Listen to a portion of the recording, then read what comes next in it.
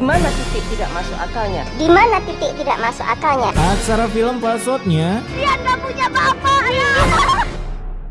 Hai guys, kali ini gue akan membawakan sebuah episode yang sangat menguak-uakan sekali karena cuma di film ini kalian bisa melihat manusia berbatang bisa mengandung. Udah habis inspirasinya cuy, ini paling mentok sih. Oke, tanpa berlama-lama lagi, mari kita gaskan. Kisah ini berawal dari seorang babang bernama Iwan yang marah-marah ke istrinya, entah babang ini kerasukan atau gimana. Tapi baru jadi ditanya oleh istrinya ada apa? Aduh. Ojekku nggak laku, toh. Buset dah, apa hubungannya ojek nggak laku sama maki-maki istri? Kala itu Iwan pun mengeluarkan keluh kesahnya yang selalu ditolak penumpang akibat memakai motor butut bekas zaman Perang Dunia II. Dan dengan saingan bersama temannya yang make Beat Ember, ada juga yang make Mio Mirza, Iwan pun jadi ditolak oleh seluruh penumpang meskipun udah sempat menceritakan tentang sejarah motor bututnya yang pernah dikejar-kejar tank dan juga rudal. Dimana ketika ingin meminta motor baru ke istrinya, ya tapi gimana mas, cara kita dapat uang untuk beli motor baru buat makan sehari-hari aja susah. Ini yang kepala keluarga siapa sih? Hasil karena tadi kasih, kini Iwan pun mencoba mangkal lagi meskipun tetap harus terkena roastingan. Percuma dilap, motor itu motor butut. Ini si Baba ngasih tsunami fakta cuy. Dan benar saja dari kata-kata itu saat para customer datang, Iwan pun sama sekali tak mendapatkan apa karena mereka para woman milih-milih dalam menumpang ojek. Terlebih lagi saat mau pulang, Iwan pun tiba-tiba nyungsep ke got yang berujung menyalahi seorang minion karena mata nggak lihat-lihat pakai jalan. Namun untungnya di sana ada babang ini yang membantu Iwan mulai dari memberikan air sampai memperbaiki motornya.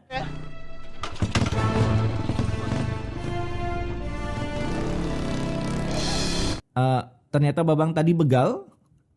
Si Iwan sial bener anjing.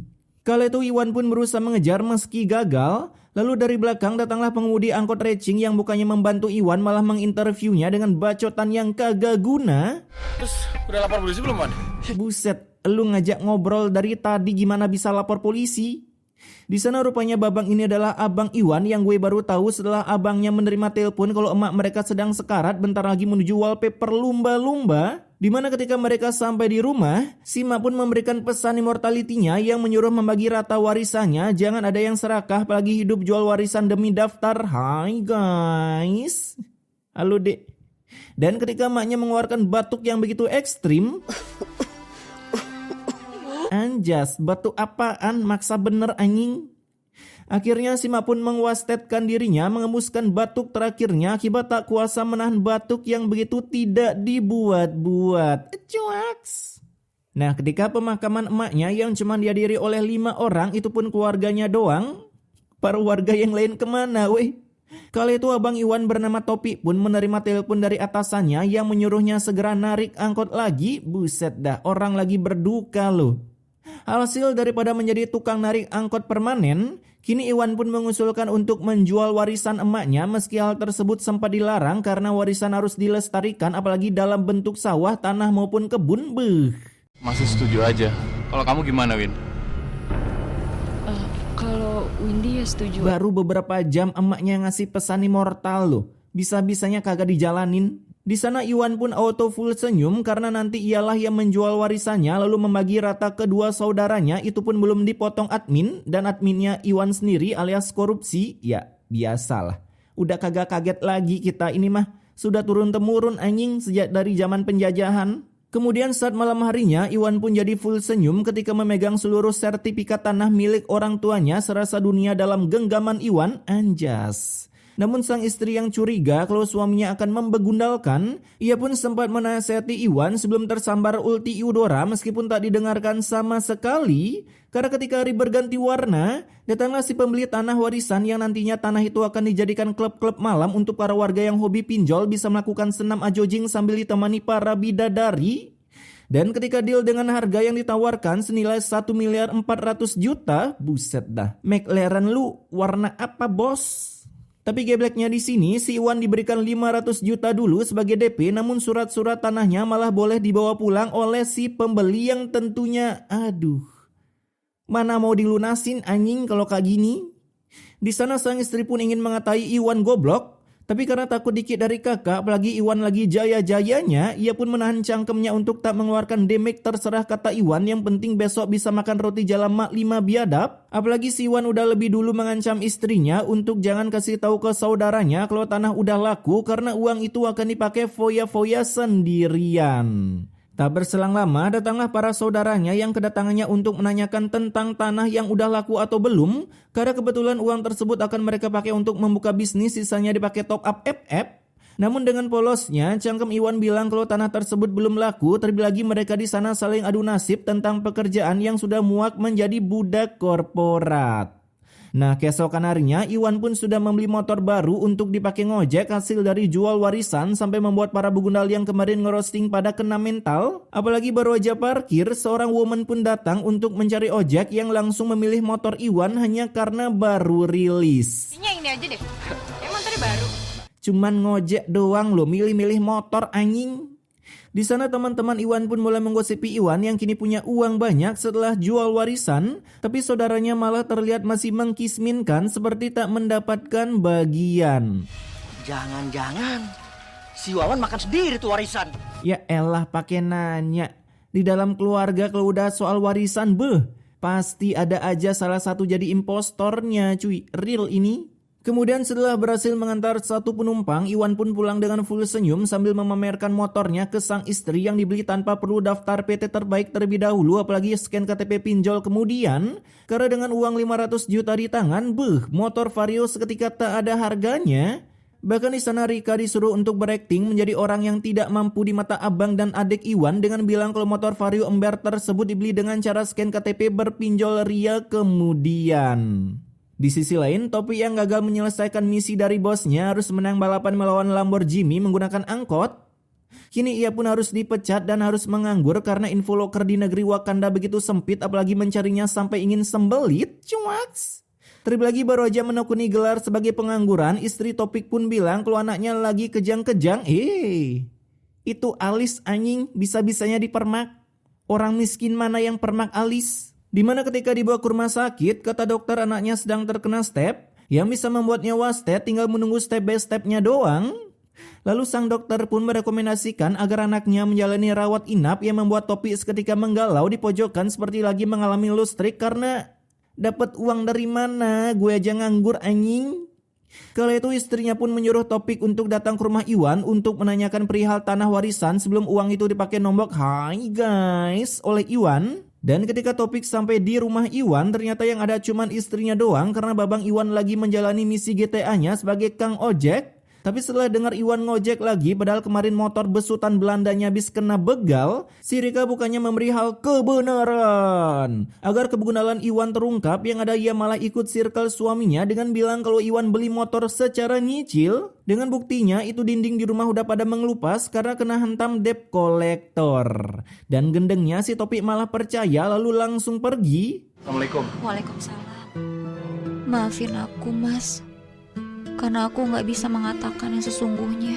Contoh-contoh manusia yang gampang dibungkam cuy demi kerudalan dalam rumah tangga. Kala itu ia pun datang ke pangkalan ojek dan mendapatkan info kalau Iwan kini membuka usaha bengkel baru aja beberapa detik yang lalu resign jadi ojek ember. Hasil mendengar itu, Topik pun seketika terbagongkan di mana Iwan dapat uang, begitu juga babang yang main Mobile Legend ini. Main-main aja bang, gak usah fokus ke sana sini.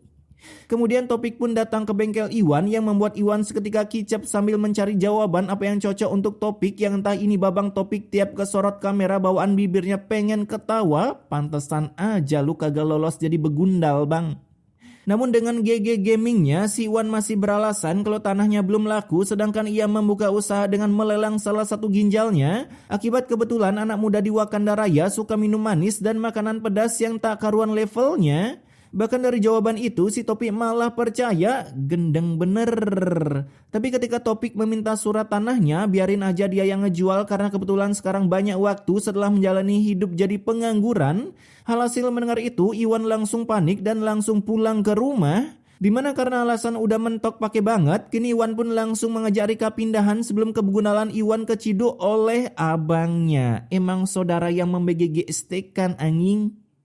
Nah, di sisi lain, Windy adik paling kecil pun datang untuk memberi rekomendasi menggadai rumah Topik untuk biaya pengobatan anaknya. Apalagi kebetulan Topik kagak daftar BPJS. Udah tahu Kismin daftar makanya blok. Jadinya karena nggak ada pilihan lain, besoknya mereka langsung menggadainya. Tapi ketika akan balik ke rumah sakit, kepala Windy tiba-tiba kena kutukan sampai membuatnya tepar begitu saja dan saat ditransfer ke rumah sakit, aduh. Saya sakit apa ya, Dok? Mbak Windy terkena penyakit kanker darah.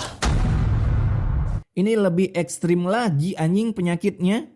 Tiba-tiba Windy pun di-giveaway-kan penyakit oleh sutradara yang membuatnya ikutan panik mencari uang dari mana, ya kali ikutan gade rumah.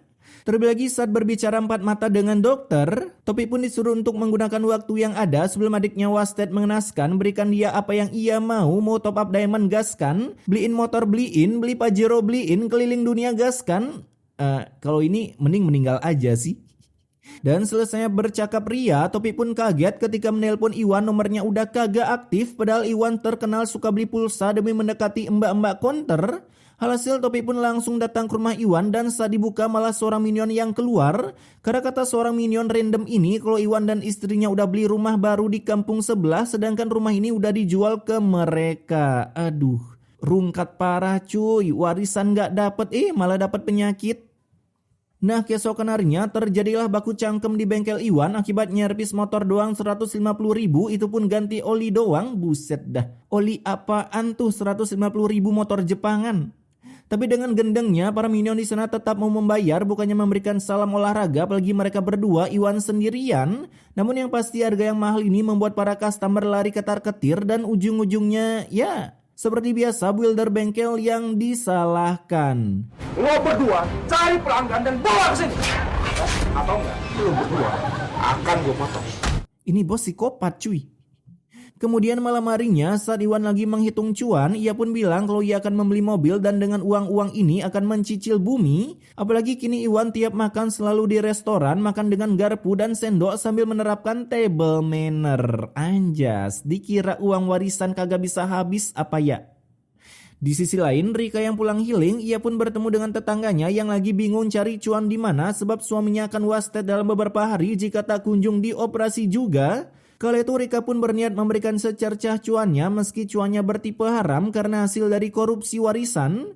Namun tiba-tiba datanglah Iwan yang langsung membawa Rika pulang. Bahkan di tengah jalan mereka sempat adu cangkem yang dipertontonkan oleh banyak orang. Akibat Iwan begitu pelit dalam memberi sedekah. Ekonomi elit, sedekah sulit. Saya nggak sudi Pak untuk membantu orang miskin kayak kalian. Anjas, tandain pak, tandain. Awas aja lu wasted tapi gak bisa nanam diri sendiri ya. Nah ketika pulang, Broja tadi memberikan bacotan yang elit. Kini Iwan pun udah kena azab karena matanya tiba-tiba full belekan. Namun bukannya menyuruh Iwan cuci muka agar glowing sampai sembriwing. Yang dari Rika langsung memberikan bacotan dan bacotan itu diajak adu bacotan skui oleh Iwan. Tapi seketika bacotan Iwan harus terpending ketika mendengar suara Topik dari luar dan dengan gebleknya sang istri masih tetap menutupi kebohongan suaminya meski si Topik kini sudah mulai pintar. Lalu yang anehnya di sini, Orang gila, ada orang gila. masa iya lo teriak dalam rumah langsung satu squad dateng anjing? Itu kuping mereka kagak ada kotorannya kah sampai kagak ada budak-budaknya? Di sana Rika pun hanya bisa terdiam dan para warga pun akhirnya mengusir Topik karena mengira Topik adalah orang gila. Orang gila mana modelannya kayak Topi anjing? Namun untungnya si Topi diberikan kesempatan untuk berbicara sehingga ia pun mengungkapkan kalau ia adalah kakak si Begundal Iwan yang kedatangannya ingin mengajak adiknya baku hantam akibat udah mengambil uang warisan sepenuhnya sampai Windy adiknya mengalami pendeletan dari dunia karena tak kunjung mendapatkan kemoterapi. Terlebih lagi ketika memberikan bukti foto, akhirnya para minion yang belum download pikiran ini bisa percaya kata-kata Topik dan tak jadi membawa Topik ke rumah sakit jiwa dan akhirnya mereka pun pulang bersamaan. Lah, kenapa kagak lanjut baku hantam sama Iwan bang? Nah keesokan harinya di bengkel Iwan, anjas baru tahu gua suara colokan konslet kayak bom anjing. Kala itu Baroja memberikan bacotan untuk para budak korporatnya. Sebuah api pun langsung ngespon membakar habis bengkel Iwan sambil ditemani efek jedak-jeduk. Hasil karena tak ada yang menolong, kini Iwan pun harus mengalami kebangkrutan sebab anak buahnya tiba-tiba kabur tak mau menolong. Dan besoknya, aduh. Gimana Pak? Bengkel sudah terlap api, Pak. Ya elah, elu kemarin bukannya nolong mademin malah kabur anjing. Singkat waktu, saat malam harinya, Rika pun tiba-tiba diculik oleh dua komplotan hayam maling yang kedatangannya bukan mengunboxing Rika seperti kasus di berita-berita, melainkan untuk mencuri harta Iwan meskipun berujung mereka harus baku hantam dengan Iwan. Nah, akibat terkena hantaman si maling, besoknya si Iwan pun perutnya tiba-tiba bengkak seperti orang hamil. Kira-kira pakai kodam apa itu cuy sampai kayak gini? Bahkan sebelumnya check up dari dokter, si Iwan hanya bisa bersekarat ria di kamar sambil mengandung. Dan besoknya saat keluar kamar mencari istrinya, bukannya ketemu Rika malah ketemu pemandangan kucing gelut. Ini dapat footage dari mana coba? Hasil saat melempari kucing dengan batu, si Iwan langsung nyungsep ke tempat sampah yang dalamnya kagak ngotak. Apalagi saat istrinya datang, rupanya Rika tak berguna sama sekali sehingga ia mencari bantuan ke 3 minion yang diketuai oleh Pak RT. Namun karena Rika terlalu lama rumah di Nganjuk minta tolong di Karawang, Iwan pun berusaha untuk keluar dari lubang tersebut sendirian dan untungnya berhasil, dimana kini dengan gendengnya ia malah berlarian ke tengah hutan hanya karena badannya ada semutnya. Badan ada semut yang mandilah bang, di rumah ini malah ke hutan.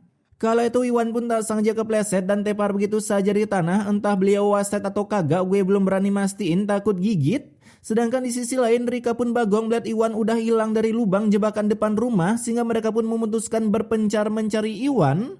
Dan beruntungnya mereka berhasil menemukan keberadaan Iwan yang udah mengteparkan tak berdaya. Di sana mereka pun turun untuk mengecek kondisi Iwan. Ya Allah Pak RT, gimana ini Pak RT? Kenapa suami saya gak ngerespon sama sekali Pak RT? Ya artinya matilah bu.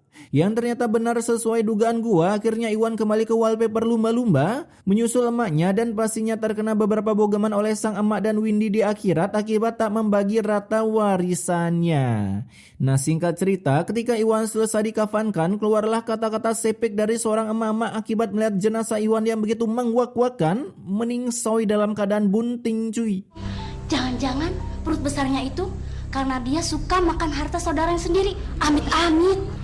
Anjas, ini baru makan harta saudara. Gimana kalau koruptor ya? Bayangin aja seberapa besar itu perut makan uang rakyat. Acuaks. Dimana selesai merosting Iwan memberikan cahaya fakta yang begitu terang, kini saatnya Iwan dibawa ke kuburan untuk ditanam yang beroja berjalan ribuan kilometer. Para minion pun langsung mengeluh kecapean akibat belum minum kerating dengan energi roso. Terlebih lagi Pak Ustadz tak memberikan mereka untuk beristirahat karena katanya pemakaman ada di depan sungai sana. Hasil ketika mereka melewati jembatan yang ada sungainya, sebuah gempa lokalan pun muncul. Dan ini kesempatan para warga untuk membuang keranda Iwan ke sungai sehingga mereka pun lebih cepat melepas beban di pundaknya karena jenazah Iwan udah hanyut terbawa arus.